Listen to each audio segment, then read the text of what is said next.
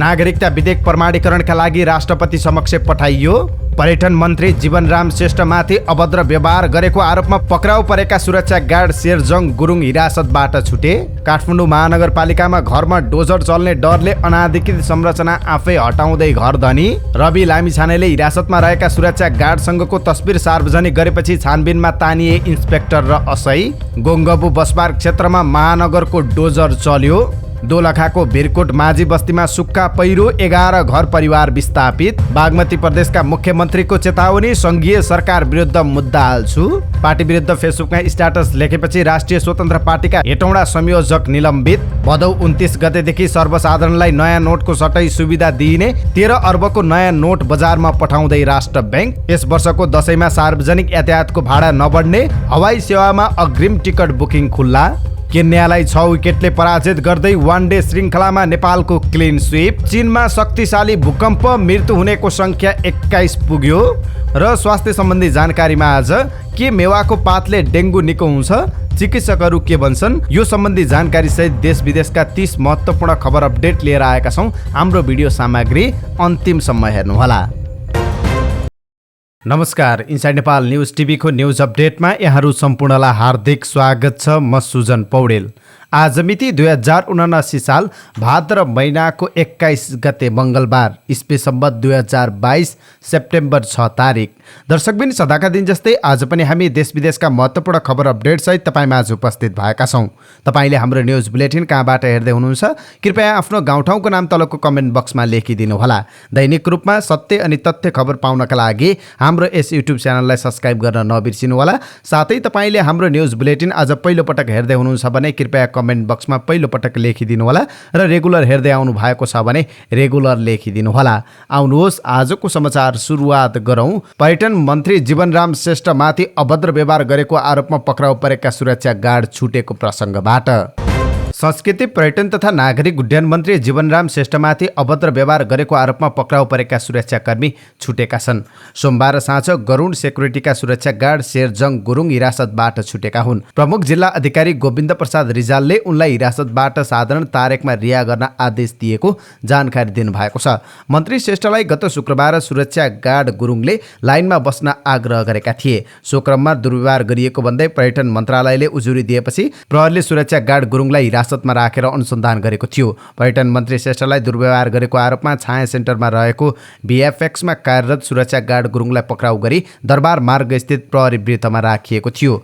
उनीमाथि अभद्र व्यवहारको मुद्दामा अनुसन्धान अगाडि बढाइएको थियो। जिल्ला प्रशासन कार्यालय काठमाडौँबाट 5 दिन हिरासतमा राखेर अनुसन्धान गर्न अनुमति पनि दिएको थियो। तर मन्त्री श्रेष्ठले आफ्नो पदीय दुरुपयोग गरी आफ्नो ड्युटी पूरा गर्ने सुरक्षा गार्ड गुरुङलाई हिरासतमा पठाएको भन्दै आलोचना भएको थियो। त्यसपछि सोमबार उनै मन्त्रीले गृहमन्त्री बालकृष्ण खाँडलाई हिरासत मुक्त गराइदिन आग्रह गर्नुभएको थियो। त्यसपछि खाँडले गुरुङलाई छाड्न काठमाडौँ प्रमुख जिल्ला अधिकारीलाई निर्देशन दिएको बताइएको छ। यता गरुड सेक्युरिटिजले भने आफ्ना गार्डको कुनै गल्ती नभएको दाबी गरेको छ। उनको रिहाईको माग गर्दै सोमबार नै सर्वोच्च अदालतमा बन्दी प्रत्यक्षीकरणको मुद्दा समेत दायर भएको थियो। राष्ट्रपति विद्यादेवी भण्डारीबाट पुनर्विचारका लागि संसदमा फिर्ता भएको नागरिकता विधेयक जस्ताको त्यस्तै पारित गरेर प्रमाणीकरणका लागि राष्ट्रपति कार्यालय पठाइएको छ। राष्ट्रिय सभा र प्रतिनिधि सभाबाट जस्ताको त्यस्तै पारित भएको नागरिकता विधेयक सभामुख अग्निप्रसाद सापकोटाले प्रमाणित गरेर प्रमाणीकरणका लागि राष्ट्रपति कार्यालय पठाइएको छ। संघीय संसदबाट दोस्रो पटक पारित भएर आएको विधेयक राष्ट्रपतिले अब 15 दिनभित्र प्रमाणीकरण गर्नै पर्ने संवैधानिक व्यवस्था छ। यता संस्कृति, पर्यटन तथा नागरिक उड्डयन मन्त्री जीवनराम श्रेष्ठले सुरक्षा गार्डलाई छाड्न आफूले गृह मन्त्रालयमा आग्रह गरेको बताउनु भएको छ। सोमबार मन्त्री श्रेष्ठका स्वकीय सचिव भीमराज बहाकले विज्ञप्ति जारी गर्दै मन्त्रीमाथि अभद्र व्यवहार गरेको आरोपमा पक्राउ परेका गरुड सेक्युरिटिजका सुरक्षा गार्ड शेरजङ गुरुङले प्रहरी समक्ष माफी मागेको बताएका छन्। उनले प्रहरी समक्ष गल्ती महसुस गरिसकेको भन्दै नियन्त्रण मुक्त गरिदिन गृहमन्त्री बालकृष्ण खाँडलाई आग्रह गरेका हुन्। सामान्य पदीय मर्यादालाई समेत ख्याल नगरी सुरक्षा गार्ड गुरुङले मन्त्रीज्यू र सुरक्षाकर्मी समेतलाई अभद्र व्यवहार गरेको विषयलाई लिएर नेपाल प्रहरीले उनलाई नियन्त्रणमा लिएकोमा उनले प्रहरी समक्ष गल्ती महसुस गरिसकेकाले नियन्त्रण मुक्त गरिदिन मन्त्रीज्यूले गृह मन्त्रालयलाई आग्रह गर्नुभएको छ। स्वकीय सचिवद्वारा जारी गरेको विज्ञप्तिमा भनिएको छ। काठमाडौँ महानगरपालिकाले बालाजु स्थित गोङ्गबु बस पार्क क्षेत्र वरपर फुटपाथ अतिक्रमण गरेर बनाइएको संरचना हटाउन थालेपछि घरधनी आफैले त्यस्ता संरचना भत्काउन सुरु गरेका छन्। डोजर लगाउँदा थप क्षति हुने भन्दै घरधनीहरूले कवाडी सामग्री सङ्कलन गर्ने व्यक्तिहरू मार्फत संरचना भत्काउन थालेका हुन्। भत्काइएका संरचना लैजान दिने शर्तमा उनीहरूले फुटपाथ मिचेर बनाइएका होर्डिङ बोर्ड, पाली अर्थात् ट्रस बनाउन प्रयोग भएका फलाम जस्ता जन्य सामग्रीहरू हटाउने काम भइरहेको महानगरले जनाएको छ। राष्ट्रिय स्वतन्त्र पार्टीका सभापति रवि लामिछानेले हिरासतमा रहेका व्यक्तिसँग बसेर गफ गरिरहेको तस्बिर सार्वजनिक भएपछि प्रहरीले छानबिन समिति गठन गरेको छ। संस्कृति पर्यटन तथा नागरिक उड्डयन मन्त्री जीवनराम श्रेष्ठमाथि दुर्व्यवहार गरेको आरोपमा पक्राउ परेका शेरजङ गुरुङलाई सोमबार लामिछानेले प्रहरी वृत्त दरबार मार्ग पुगेर भेट्नु भएको थियो। भेटपछि लामिछानेले तस्बिर समेत सार्वजनिक गर्नुभएको थियो।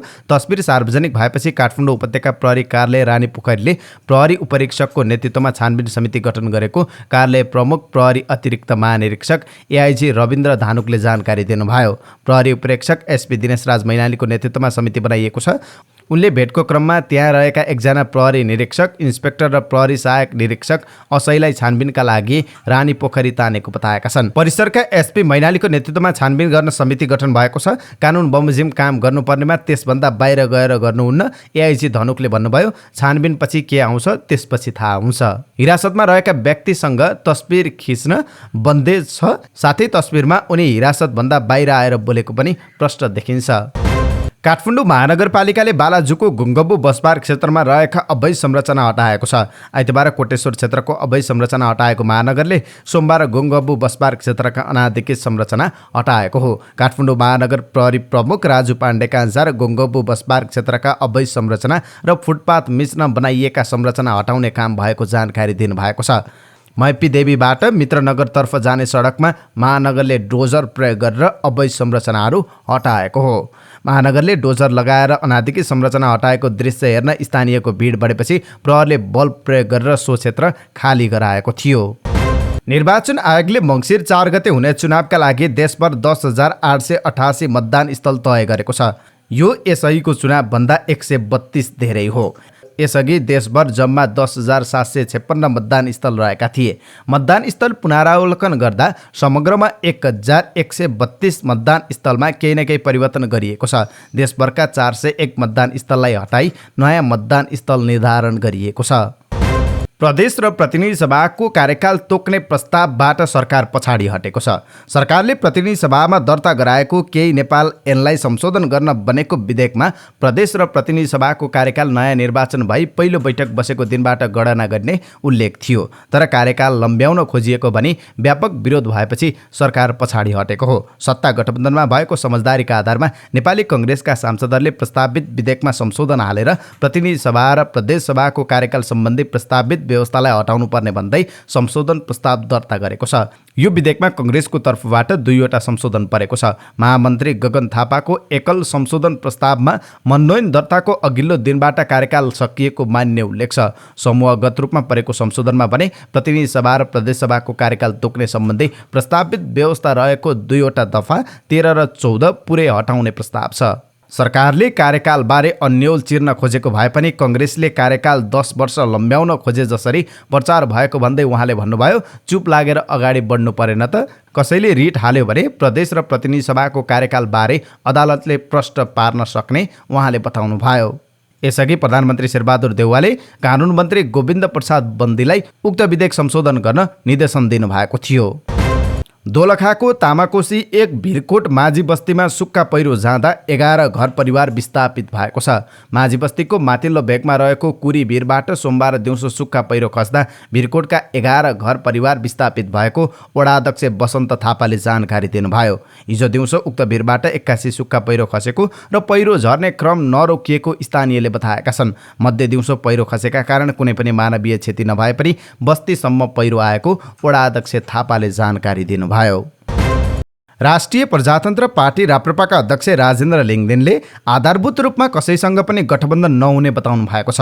राप्रपा बाकेले हिजो आयोजना गरेको पत्रकार सम्मेलनमा अध्यक्ष लिङदेनले आफ्नो पार्टीले आवश्यकता अनुसार जिल्ला तहमा अन्य दलसँग तालमेल गरेर जाने नीति लिएको उल्लेख गर्दै राष्ट्रियताका सवालमा नेकपा एमाले राप्रपासँग नजिक रहेको बताउनु भएको छ। उहाँले तालमेलबाट बढी सिट ल्याउने भन्दा पनि जनतासँगको सम्बन्धबाट नै बढी सिट ल्याउने अपेक्षा भएको स्पष्ट पार्नुभयो। चुनाव घोषणा भएपछि सबै समान ढङ्गले चुनाव लड्नुपर्नेमा जोड दिँदै उहाँले अहिलेको संसद विघटन गर्न माग गर्नुभयो। बागमती प्रदेशका मुख्यमन्त्री राजेन्द्र पाण्डेले सङ्घीय सरकार विरुद्ध मुद्दा हाल्ने चेतावनी दिनुभएको छ। काठमाडौँ उपत्यका सार्वजनिक यातायात व्यवस्थापन प्राधिकरण विधेयक 2076 र नेपाल प्रहरी र प्रदेश प्रहरी कार्य सञ्चालन सुपरिवेक्षण र समन्वयन ऐन 2076लाई संशोधन गर्न बनेको विधेयक सङ्घीयता र संविधान विरोधी रहेको उहाँको भनाइ थियो। विधेयकमा काठमाडौँ, ललितपुर र भक्तपुरको सुरक्षा र यातायातको जिम्मा सङ्घीय सरकारलाई दिने व्यवस्था गरिएको छ। सोमबार हेटौँडामा आयोजित सङ्घीय शासन प्रणाली सबलीकरण विषयक छलफलमा मुख्यमन्त्री पाण्डेले भन्नुभयो, संविधान विरोधी ऐन काठमाडौँमा पास गर्ने अनि यहाँ सङ्घीयताको सबलीकरण कुरा सोध्न आउने प्रश्न गर्नुभयो। उहाँले थप भन्नुभयो, म प्रष्टसँग भन्न चाहन्छु, यो कुरा सिरियसली लिएर जानुस्। नेपाल प्रहरी र प्रदेश प्रहरी कार्य सञ्चालन सुपरिवेक्षण र समन्वयन ऐनलाई संशोधन गर्न बनेको विधेयकमा पनि काठमाडौँ, ललितपुर र भक्तपुरको सुरक्षा केन्द्रले हेर्ने व्यवस्था गरेको भन्दै मुख्यमन्त्री पाण्डेले अगाडि भन्नुभयो, प्रदेश सरकारलाई यति कमजोर ठान्नु भएको हो, त्यसो भए 3 जिल्ला मात्रै सुरक्षित हुनुपर्ने, चितवन, मकवानपुर, धादिङ, काभ्रे अरू कोही सुरक्षित हुनु नपर्ने प्रश्न गर्नुभयो। केन्द्र सरकारको काम संविधान विरोधी भएको भन्दै उहाँले छिट्टै मुद्दा हाल्ने बताउनु भएको छ। मैले यहीँबाट घोषणा गर्छु, बागमती प्रदेश सरकारले यो ऐनको विरुद्ध मुद्दा हालेर सर्वोच्च अदालतमा हामी लडेर देखाउँछौँ, पाण्डेले भन्नुभयो। मुख्यमन्त्री पाण्डेले प्रदेश सरकारलाई तत्काल हस्तान्तरण गर्नुपर्ने 19वटा अधिकार अझै हस्तान्तरण नगरेको भन्दै प्रधानमन्त्री शेरबहादुर देउवासँग पनि गुनासो गर्नुभयो। 76% बजेट सङ्घीय सरकारले खर्च गर्ने र बाँकी मात्र प्रदेश र स्थानीय तहमा जाने भन्दै बागमती प्रदेशका मुख्यमन्त्री पाण्डेले भन्नुभयो, यिनले गरेन वा यहाँ भएन, त्यहाँ भएन, बाटो बनेन, बिजुली बनेन, पानी आएन भनेर के गर्ने। डिआइजीको नेतृत्वमा प्रहरी समायोजन प्रदेशमा हुने भनेर त्यहाँ निर्णय भएर बसेको छ, तर समायोजन हुँदैन। गाउँपालिकाले पनि प्रहरी राख्न पाउँछ, तर हामी त्यस्तो सरकार हो जोसँग प्रहरी हुँदैन। म मुख्यमन्त्री, मेरो सुरक्षा सङ्घीय सरकारको प्रहरीले गर्छ, मसँग एकजना प्रदेश सरकारको प्रहरी हुँदैन। आफूले प्रधानमन्त्रीलाई पटक पटक प्रहरी समायोजन चाँडो गर्न आग्रह गरेको उहाँले सुनाउनु भयो। उहाँहरूले कहिल्यै हुन्न भन्नुभएको छैन। उहाँले भन्नुभयो, अब स्थिति यो छ कि अब चुनाव आउँदैछ, अब यो सरकारले गर्छ जस्तो देखिएन। नेकपा माओवादी केन्द्रका उपमहासचिव मातृका यादवले पार्टीकै वरिष्ठ उपाध्यक्ष नारायण काजी श्रेष्ठसँग मञ्च सेयर गर्न अस्वीकार गर्नुभएको छ। सोमबार जनकपुरमा आयोजित मध्य प्रदेशमा कार्यरत केन्द्रीय समिति सदस्यहरूको बैठकमा यादव मञ्चमा नबसी पछाडिको भागमा बस्नु भएको हो। मञ्चमा अध्यक्ष पुष्पकमल दाहाल प्रचण्डका अलावा वरिष्ठ उपाध्यक्ष श्रेष्ठ, उपमहासचिव गिरिराज मणि पोखरेल, सचिवहरू गणेश शाह र देवेन्द्र पौडेल बस्नु भएको थियो। पदाधिकारी भएकाले उपमहासचिव यादव पनि स्वाभाविक रूपमा मञ्चमा बस्नु पर्थ्यो, तर उहाँ त्यहाँ नबसी पछाडिको भागतिर केन्द्रीय सदस्यहरूसँग बसेको देखिन्छ। मधेसमा माओवादीका तर्फबाट युद्ध लडेका र पूर्व जनमोर्चाका नेताहरूको 2 गुट छ। भूमिगत कालदेखिका माओवादीहरूको नेतृत्व यादवले गर्दै आउनु भएको छ भने पूर्व जनमोर्चा यादवको नेतृत्व गिरिराज मणि पोखरेलले गर्नुभएको छ। यादवले गत 8 चैतमा जनकपुरमै आयोजित माओवादी केन्द्रको मध्य प्रदेशको प्रशिक्षण कार्यक्रम बहिष्कार गर्नुभएको थियो। कार्यक्रममा श्रेष्ठ समेत सहभागी भएको भन्दै उहाँले आफू कार्यक्रममा उपस्थित हुन अस्वीकार गर्नुभएको थियो। यादव कार्यक्रममा सहभागी नभएको बारे प्रचण्डले गुनासो गर्नुभएको थियो। असन्तुष्ट रहे पनि उहाँ कार्यक्रममा आउनु पर्थ्यो, तर आउनु भएन, यो दुःखको कुरा हो उहाँले भन्नुभएको थियो। गुटकै लडाईँका कारण गत वर्षको 25 मङ्सिरमा प्रदेश अधिवेशन उद्घाटन भए पनि माओवादीले मधेसमा अहिलेसम्म प्रदेश कमिटी बनाउन सकेको छैन। चेपाङ समुदायको प्रमुख धार्मिक पर्व छोनामका दिन अर्थात् भदौ 22 गते बागमती प्रदेश सरकारले प्रदेशका 3 जिल्लामा सार्वजनिक बिदा दिने भएको छ। चेपाङ समुदायले प्रत्येक वर्षको भदौ 22 गते छोनाम पर्व मनाउने गरेका छन्। नेपाल चेपाङ सङ्घको माग अनुसार बागमती प्रदेश सरकारको मन्त्री परिषदले 2078 चैत 9 गते प्रदेशको चेपाङ, बाहुल्य जिल्ला, मकवानपुर, चितवन र धादिङ सहित 3 जिल्लामा प्रत्येक वर्षको भदौ 22 गते सार्वजनिक बिदा दिने निर्णय गरेको थियो। राष्ट्रपति विद्यादेवी भण्डारीले भारतीय स्थल सेनाध्यक्ष मनोज पाण्डेलाई नेपाली सेनाको मानार्थ महारथीको दर्जानी चिन्ह प्रदान गर्नुभएको छ। शीतल निवासमा सोमबार आयोजित कार्यक्रममा राष्ट्रपति भण्डारीले दर्जानी चिन्ह प्रदान गर्नुभएको हो। नेपाल र भारतबीच सन् 1951 देखि एक अर्काको देशको सेना प्रमुखलाई मानार्थ महारथीको दर्जा प्रदान गर्ने प्रचलन रहेको छ। सरकारले आजदेखि कर्मचारीहरूको नियुक्ति सरुवा बढुवा कुनै पनि काम गर्न नपाउने भएको छ। निर्वाचन आयोगले गत भदौ 2 गते दिएको निर्देशनअनुसार सरकारले आजदेखि कुनै पनि कर्मचारीको सरुवा बढुवा नियुक्ति वा कुनै पनि काम गर्न नपाउने भएको छ। आगामी प्रदेश सभा र प्रतिनिधि सभा निर्वाचन प्रयोजनका लागि सो काम गर्न आजबाट 18 दिन अघि अर्थात् गत भदौ 2 गते नै आयोगले निर्देशन दिएको आयोगका सहायक प्रवक्ता सूर्यप्रसाद अर्यालले बताउनुभयो। सोमबार अपराह्न न्युज एजेन्सी नेपालसँग संक्षिप्त प्रतिक्रिया दिँदै उहाँले कुनै पनि ठाउँमा स्वीकृत दरबन्दी रिक्त रहेमा त्यसलाई पूर्ति गर्न सरकारले 18 दिनको समय दिएको पनि स्पष्ट पार्नुभयो। पार्टी विरुद्ध फेसबुकमा स्ट्याटस लेखेपछि राष्ट्रिय स्वतन्त्र पार्टीले हेटौँडा उपमहानगरपालिका समितिका संयोजक सन्तोष नेउपानेलाई निलम्बन गरेको छ। नेउपानेले पार्टीको सिद्धान्त, विचार र धारणा तथा नीति विपरीत हुने गरी स्ट्याटस लेखेको भन्दै महामन्त्री मुकुल ढकालले भदौ 19 मा निलम्बन गरिएको पत्र पठाउनु भएको हो। पार्टीको छविलाई बदनाम गर्ने कार्य गरेको र सम्बन्धित बागमती प्रदेश समिति समेतबाट नेउपाने विरुद्ध उजुरी आएकाले सदस्यता र कायम रहेको पदबाट निलम्बन गरिएको जानकारी गराइन्छ। उहाँले भन्नुभएको छ, नेउपाने साउन 27 मा मात्रै हेटौँडा नगर संयोजक चयन हुनुभएको थियो। नेउपानेले पार्टी सिद्धान्तविहीन भएको पनि फेसबुकमा लेखेका छन्। लामिछानेको गोजीको सिद्धान्त मानिदिनुपर्ने कि हामी 21औं शताब्दीका मूर्ख नेपाली हौँ, उनले आरोप लगाउँदै स्ट्याटसमा लेखेका छन्।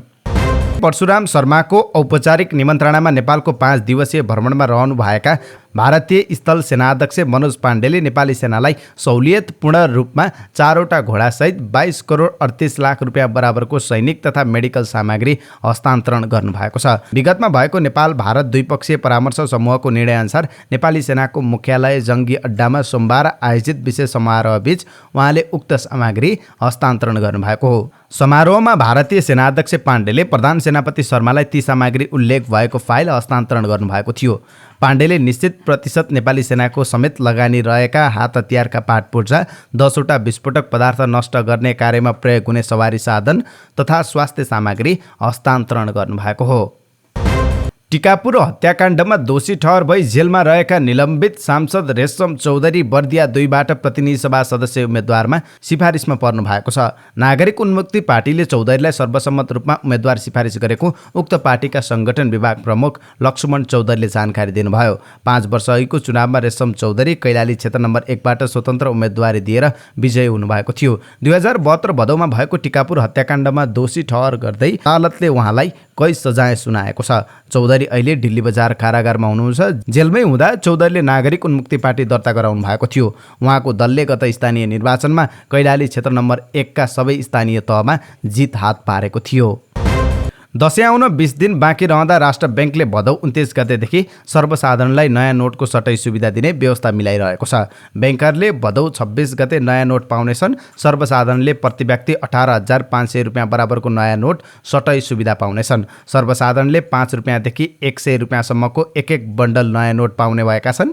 ब्याङ्क तथा वित्तीय संस्थाले भने राष्ट्र ब्याङ्कबाट 2 देखि 5 करोड रुपियाँसम्म नयाँ नोट सटै सुविधा पाउनेछन्। दशैँका लागि मात्र राष्ट्र ब्याङ्कले 10 देखि 13 अर्ब रुपियाँको नयाँ नोट बजारमा पठाउने तयारी गरेको छ। यसपटकको दशैँ तिहार जस्ता ठूला चाडपर्वमा सार्वजनिक यातायातको भाडा नबढ्ने भएको छ। स्वचालित मूल्य प्रणाली अनुसार नै सार्वजनिक यातायातको भाडा निर्धारण हुने हुँदा तत्काल चाडपर्व अघि भाडा वृद्धि नहुने यातायात व्यवस्था विभागले जनाएको छ।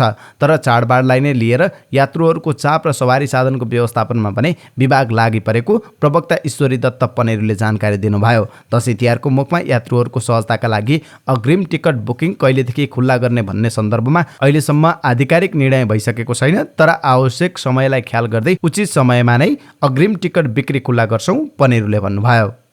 सन् 2018 मा कोरियन भाषा इपिएस परीक्षा पास गरेकाहरू दक्षिण कोरिया जान पाउने सम्भावना निकै कम देखिएको छ। रोस्टर अवधि सकिएका उनीहरूलाई कोरियाले लैजाने सम्भावना निकै कम देखिएको हो।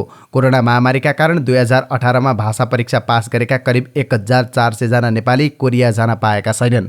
उनीहरूलाई कोरिया पठाउन सरकारले पहल गरिरहे पनि त्यसका लागि कोरिया सरकारले आफ्नो पोलिसी नै परिवर्तन गर्नुपर्ने हुन्छ। श्रम, रोजगार तथा सामाजिक सुरक्षा मन्त्री शेरबहादुर कुँवरले यस विषयमा सरकारले पहल गर्दै आएको बताउनु भएको छ। हामीले कोरिया सरकारसँग पनि बारम्बार पहल गरिरहेका छौँ। इपिएस पास गरेर सिप सिकेर बस्नु भएको छ, उहाँहरूलाई लैदिनु पर्यो भनेर हामीले आग्रह गरेका छौँ। उताबाट जवाफ आएको छैन। हामीले ताकेता गर्ने काम गरिरहेका छौँ, मन्त्री कुँवरले भन्नुभयो। वैदेशिक रोजगार विभाग EPS कोरिया शाखाका निर्देशक पुष्पराज कटुवालले सन् 2018मा भाषा पास गरेर जान नपाएकाहरूलाई कोरियाले लैजाने सम्भावना एकदमै न्यून रहेको बताउनुभयो। EPS पास गरेका कामदारको रोस्टर अवधि 2 वर्षको हुन्छ। यो अवधिभित्र कोरियाको रोजगारदाताले छानेनन् भने भाषा परीक्षा पास गरेर पनि जान पाउँदैनन्। उनीहरूको सवालमा रोजगारदाताले नछानेको निर्देशक कटुवालले बताउनुभयो। सोमबार सेयर कारोबार 90 करोड 79 लाख रुपियाँमा कुम्चिएको छ। आइतबार 1 अर्ब 7 करोड रुपियाँको कारोबार भएको थियो। नेप्से परिसूचक 4.2 अङ्कले घटेर 1973 अङ्कमा कायम भएको छ। कुल 61 कम्पनीको मूल्य बढ्दा 116 को घट्यो भने 10 को स्थिर रह्यो। केन्यालाई 6 विकेटले पराजित गर्दै नेपालले 3 वान डेको श्रृङ्खला क्लिन स्विप गरेको छ। केन्याको नैरोबीमा भएको अन्तिम खेलमा नेपालले 17 बल बाँकी छँदा तेस्रो खेल जितेको छ। केन्याले प्रस्तुत गरेको 256 रनको लक्ष्य नेपालले 4 विकेट गुमाउँदै प्राप्त गरेको छ। नेपालले 47.1 ओभरमा 4 विकेटको क्षतिमा 258 रन बनाएको हो। नेपालका लागि आसिफ शेख, अर्जुन साउद र बसिर अहमदले अर्धशतक प्रहार गरेका थिए। पहिलो विकेटका लागि आसिफ र अर्जुनले 73 रनको साझेदारी गरेका थिए। आसिफले 56 रन बनाए। त्यसैगरी अर्जुन र ज्ञानेन्द्र मल्ल बीच दोस्रो विकेटका लागि 81 रनको साझेदारी भएको थियो। ज्ञानेन्द्रले 33 रन बनाए। चौथो विकेटका लागि कप्तान रोहित पौडेल र अहमदले 95 रनको साझेदारी गरेका थिए। अहमदले 52 रन बनाए भने पौडेलले 46 रन बनाए। यसअघि टस जितेर ब्याटिङ गरेको केन्याले निर्धारित 50 ओभरमा 9 विकेट गुमाउँदै 255 रन बनाएको थियो। बेलायतले झन्डै 2 महिनापछि नयाँ प्रधानमन्त्री पाउने भएको छ। विदेश मन्त्री लिज ट्रस सत्तारूढ कन्जर्भेटिभ पार्टी नेता चुनिएसँगै उनी बेलायतको प्रधानमन्त्री हुने निश्चित भएको छ। 47 वर्षीय ट्रसलाई बेलायतकी महारानीले नयाँ प्रधानमन्त्रीको रूपमा आज नियुक्ति गर्ने बेलायती सञ्चार माध्यमले जनाएका छन्।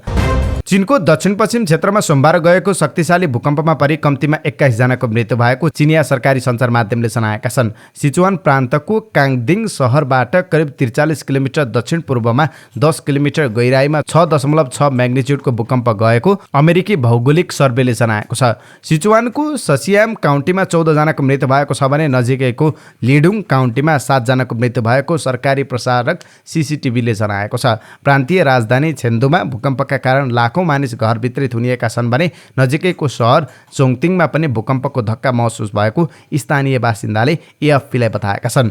छेन्दुका चेनले भने मैले यसलाई धेरै शक्तिशाली महसुस गरेँ। भुइँतलामा रहेका मेरा केही छिमेकीहरूले भूकम्पको धक्का निकै धेरै महसुस गरेका थिए। भूकम्पका कारण पर्वतीय पहिरो गएका कारण यस सहरमा ठूलो क्षति पुगेको CCTVले जनाएको छ। अर्को सहरमा जाने बाटो अवरुद्ध भएको छ भने मानिसहरू बसोबास गर्ने 100 भन्दा बढी क्षेत्रहरूमा दूरसञ्चार लाइनहरू काटिएको छ। भूकम्पको धक्काले केही पावर स्टेसनहरू पनि अवरुद्ध भएको छ। CCTVले प्रसारण गरेको फुटेजमा छत विच्छेद भवन र ढलेका संरचनाका भग्नावशेष सडकमा देखिन्छ। रुसले युरोपको आफ्नो पाइपलाइनलाई पुनः सञ्चालन नगर्ने बताएपछि ग्यासको मूल्य आकाशिएको छ।